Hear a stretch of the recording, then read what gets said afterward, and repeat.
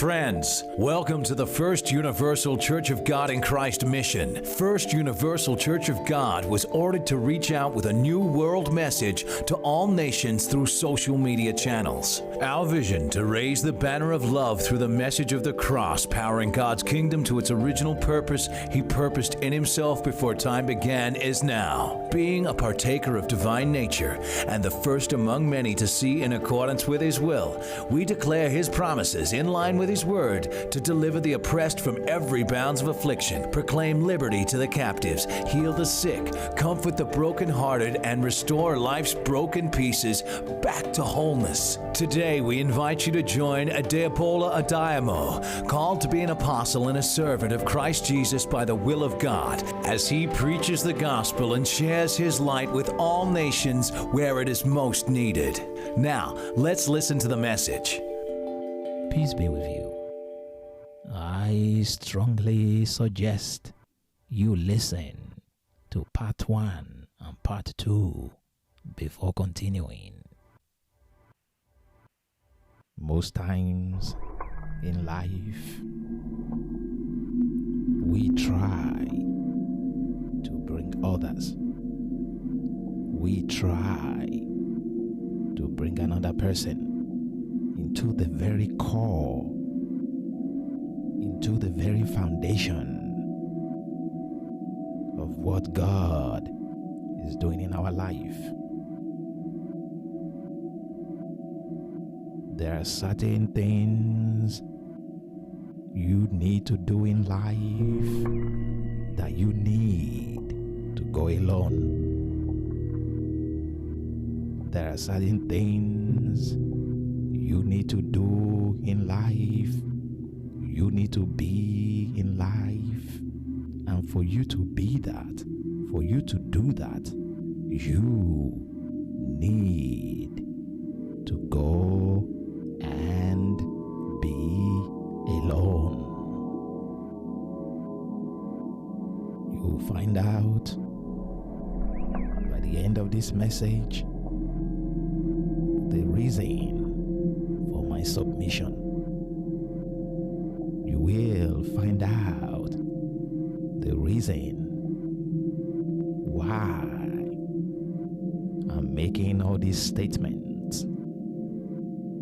This testimony I'm sharing not only coming from a divine will of my Father in heaven, but also from an experiential knowledge based on my pilgrimage, based on my journey here on earth. The story that has never been told. We come into a conclusion. I suggest you listen to part 1 and part 2 before you press play. On that fateful day of my conversion, I was with one of my friends who I met at the University of Lagos, Nigeria, to be precise. To make this episode inclusive, I suggested this same person, my friend, currently residing in Nigeria, to be a part of this episode by giving his own account of the event of that day. For some reason, he has been delayed. I will go further to share my encounter of that day. We were at the lagoon front, smoking. For those who are familiar with the topography of the University of Lagos, you know exactly where I'm talking about. We were there smoking, and suddenly it was as if though I cannot find the vocabulary, I cannot find the words or the adjective to qualify the encounter of that day. Suddenly, it was as if though I was transposed into another world.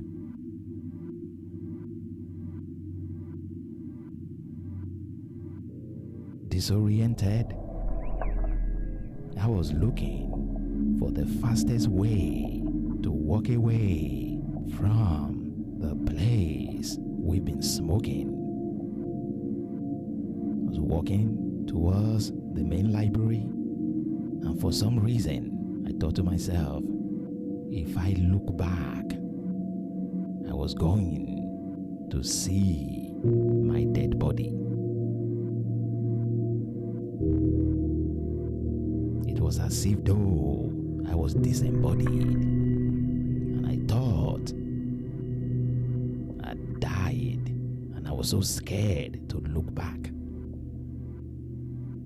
I was afraid to look back so that I do not look on my own dead body. I started hearing voices.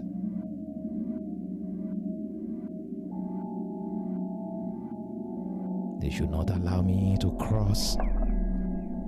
Every move I was making, every step I was taking.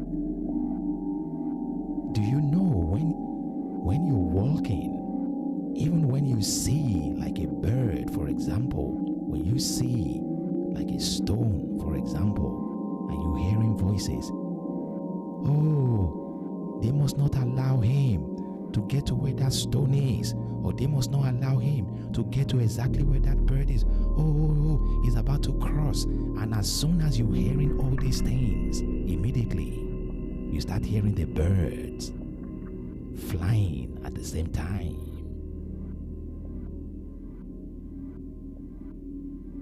I was walking. I walked towards the main library, the stairs at the main library, and the voice became louder. If he crosses the library, don't let him. If he crosses the library, they started screaming.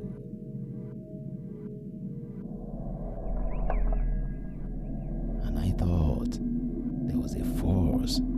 Everybody around me was trying to pull me into, I don't know what it is.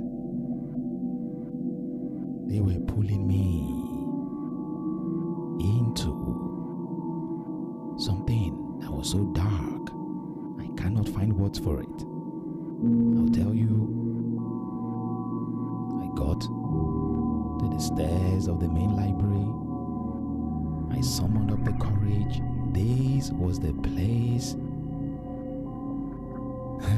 This was the place that was the most scary part, because there were more people. To the lagoon front, you go there to smoke, to avoid people who will see you smoking. More of a secluded area. There's another library, Teslim Elias Library. There was a lot of people walking up and down. They were carrying books. These were people who were studying and minding their own business. But on that day, you see people around you carrying files, and you hear things. We are going to take all his deeds. We are going to make sure that he doesn't cross this path. And you see exactly, at the moment you're hearing that, you see exactly somebody around you, beside you, carrying these files. The things that were going on in your head, the things you were hearing, were the things that were happening around me at the same time. I did not know where I was going because I thought I had died. The voices I was hearing as if though there was a contention for my body to be taken into hell.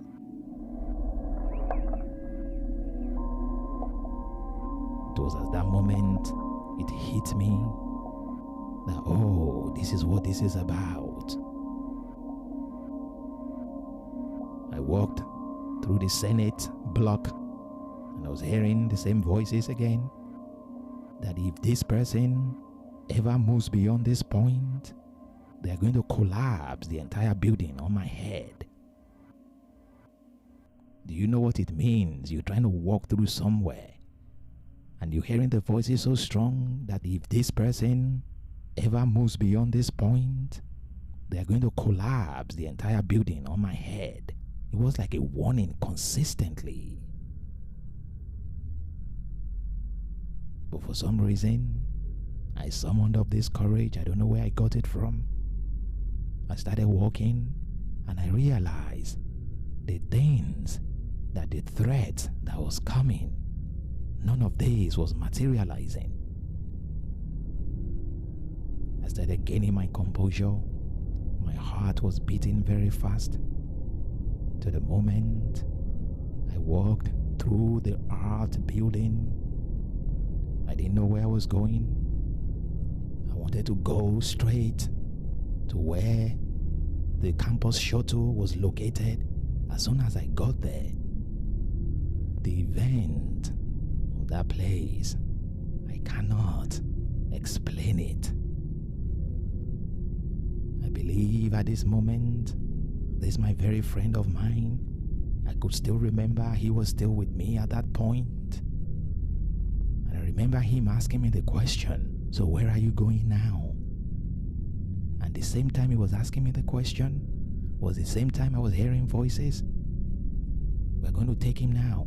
We're going to take him now. He's one of us. He's one of us.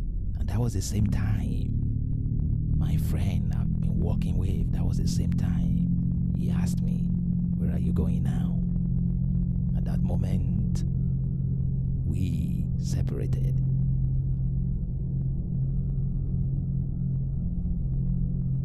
Where is my mother? Is she going through the same thing I'm going through right now? Of course, my mother in London. How about my brothers and sisters? Is everybody on the planet going through the same thing right now? I thought, I pondered, oh my God, this is Judgment Day. Because as soon as I walked away from where the campus shuttle in front of Morimi Hall, University of Lagos, I started walking. I didn't know where I was going. I was going to head towards the university gate just to get out of that environment, believing that I will escape. In one moment, the way I've lived my life flashed in front of me.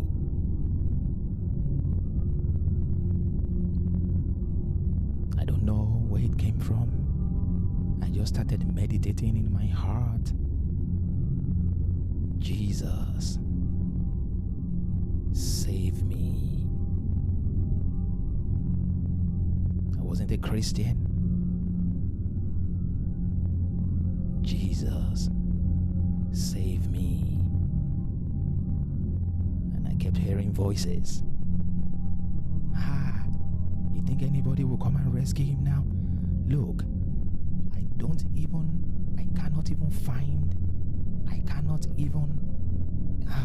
I can't explain. There's no way you can explain exactly to anyone what was going on, what was happening.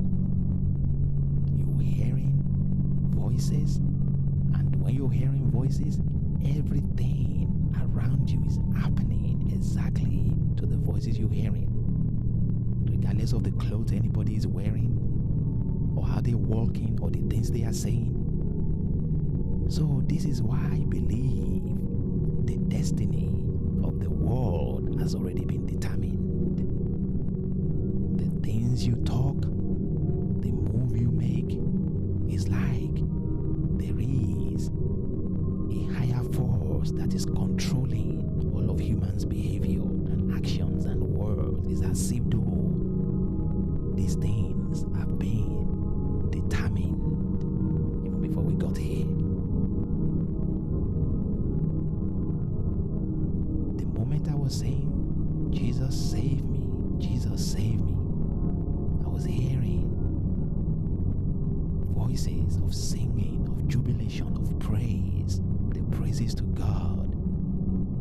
You know, from a very young age, I've been to a Catholic school, I've been to church, I know what is singing in the church and praise, and you know what it sounds like. There are churches all around me, so I recognize that music. The funny part of it, on that day, I was hearing two different music. One of the songs I liked the most at that period of my life is a song by Cisco, Unleash the Dragon. No, I don't think it was Unleash the Dragon. I think it was Tongue Song. Let me see that tongue, baby, that tongue song. Ooh, I guess the scandalous, looking at eyes so devilish. That was the song I remember quite well. I don't know where that sound was coming from, but that was the song I was hearing, and that song was so loud. And at the same time, I was hearing praises, like church music. I was hearing it. The minute it takes to walk from the lagoon front to the spot I was around the new hall, it takes maybe about 7 or 5 minutes or less. But the things that happen within the space of those 5 to 7 minutes, it felt like eternity.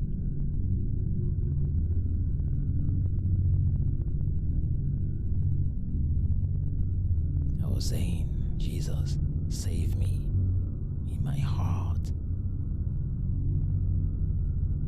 I can't remember me opening my mouth to utter any word. These things were going on within me. Everything that I'm talking to you about.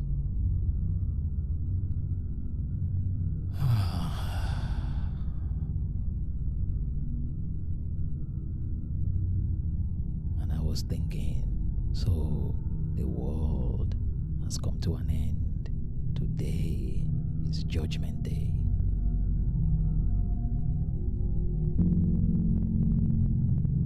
As I walk past New Hall to the right, the filling station to the left, on the side of the filling station, then to the right, you see the mosque.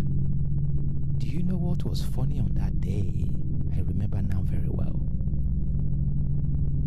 At this moment, I'd been a student in University of Lagos for almost maybe 4 years, 3 to 4 years, and do you know, I'd not noticed the mosque and the chapel for any reason. On that day, I saw the mosque just before the church. I looked and I saw people gathering, and I was saying to myself, I think I need to go into the mosque and run into the mosque. If God will forgive me, because today is Judgment Day. Then I started hearing those voices again. Every move I made, everything that was going on in my head, the voices were constantly there.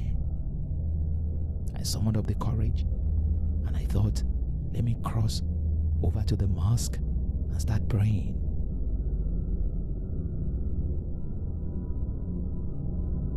At a very young age, I was an Aladdin in my own father's house, even for early morning prayers.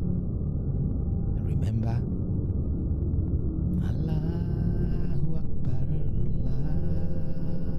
Allahu Akbar,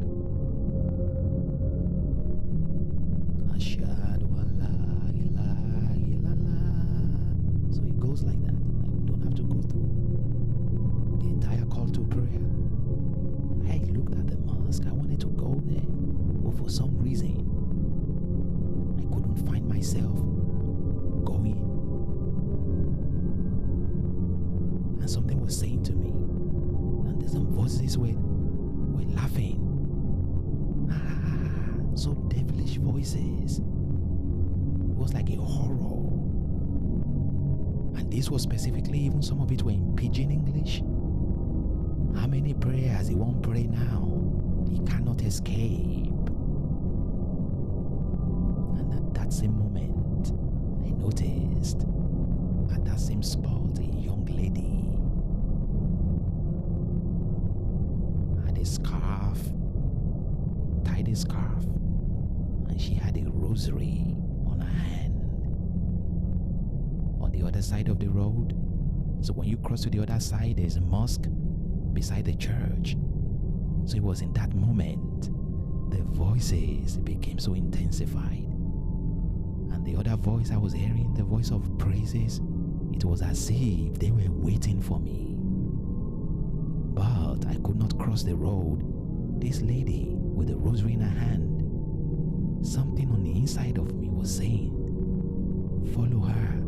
And as soon as she was going to turn back to look at me, I could not see the face. But all of a sudden, I realized she looks different than everybody had met on the road prior to that point. So it was almost like a signal for me. She crossed the road ahead of me. As I was about to cross the road, following her, all of a sudden, the voices said, it's today that they're gonna kill me.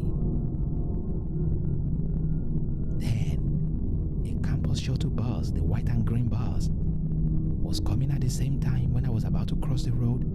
Brothers and sisters, people of God, do you know what happened that day? The conductor, it was almost like a lifestyle in Nigeria. Some of the conductors, they were hanging onto the buses. They hang onto the buses. They don't sit inside most of the time. When the bus is full, they hang on the outside of the bus. But when the bus is not full, they sit down with the passengers. Do you understand what it means when you're hearing voices about the fact that today is the day they're going to kill you? These are the voices you've been hearing from the very moment I left the Lagoon front. They're going to kill me, even though I thought I died. Do you know the conductor just fell out of nowhere, and I saw the body on the ground. He fell from the bus. And on the other side, I was looking at the mosque, I was looking at the church, and this moment, I did not see this lady anymore.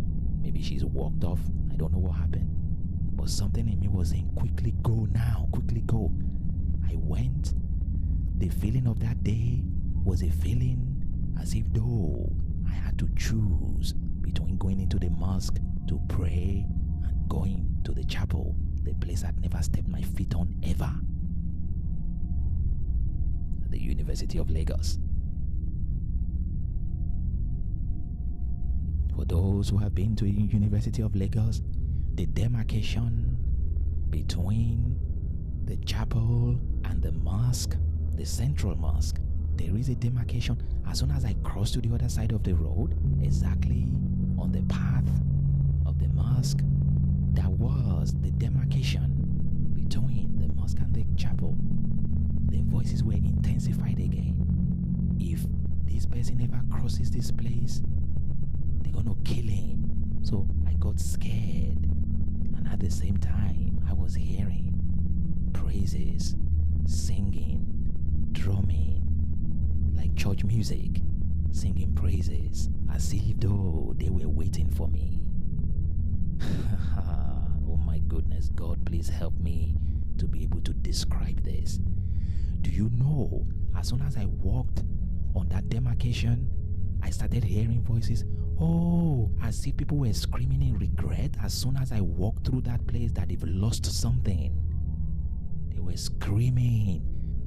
I don't know how to describe it, but let me explain to you. This is the feeling I got from all of this. I cannot interpret this because it's not even for me to interpret. The feeling I got from this was the fact that for me to get to that place, it was a loss for the kingdom of darkness. And heaven was rejoicing to receive me. As soon as I stepped on the steps of the chapel, I think it's 3 or 4 steps, I can't remember precisely. As soon as I stepped there, do you believe, brothers and sisters, the entire chapel was empty? Where were the songs coming from? Where were the praises coming from? There was not a single soul there. Both pews to the right and left. I was in the center. Altar just stationed in the middle. And I saw the cross there. God, please help me to explain this. Do you realize, do you understand that when you see a cross on an altar and the cross felt like a magnet and it was just pulling me? Up until that point, I didn't know what I was doing in the chapel. I thought people were singing there. Let me go and join them in worship. I did not see a single soul. So I was wondering to myself, what am I doing here? Then in that moment I thought, so it's judgment day. Everybody in the world is already being judged right now. It is my turn to be judged. I don't know what was going on in my head at that point. So all these voices I'm hearing, there's nobody in this place. As if though a spirit took over me. Oh, look at this. And that cross was pulling me. Do you know what? All the voices I was hearing, to the point I started hearing birds. Birds were flying like heavy birds on top of the chapel, and it was as if though it was raining. I can't find the words to explain this. I cannot even describe it. I try as much as possible. The cross was pulling me, and I started walking.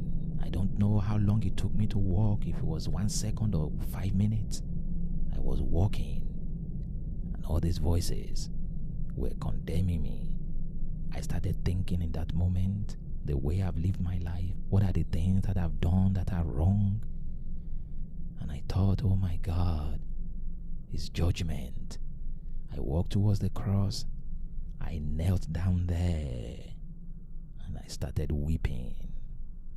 The voices and the flight on top of my head, like the wings of a very mighty bird, and it was like raining, and I was hearing like thunders and a lot of disturbances, and I was hearing souls being tormented. It was as if though people were being thrown into a lake of fire. And I thought at any moment, if I looked back, these same people who were throwing souls into hellfire would come and take me at any moment. I did not want to look back. Through the course of my journey, there was no time I looked back. I was so scared that anytime I looked back, I was going to see my body dead. On that day, I believe I died with Christ. I knelt there in front of the cross, weeping. Thank you for listening to this week's message from Apostle Adegbola Adeyemo. For more resources from Apostle Bola and to learn more about ways you could support our mission, please visit firstuniversalchurchofgod.wordpress.com.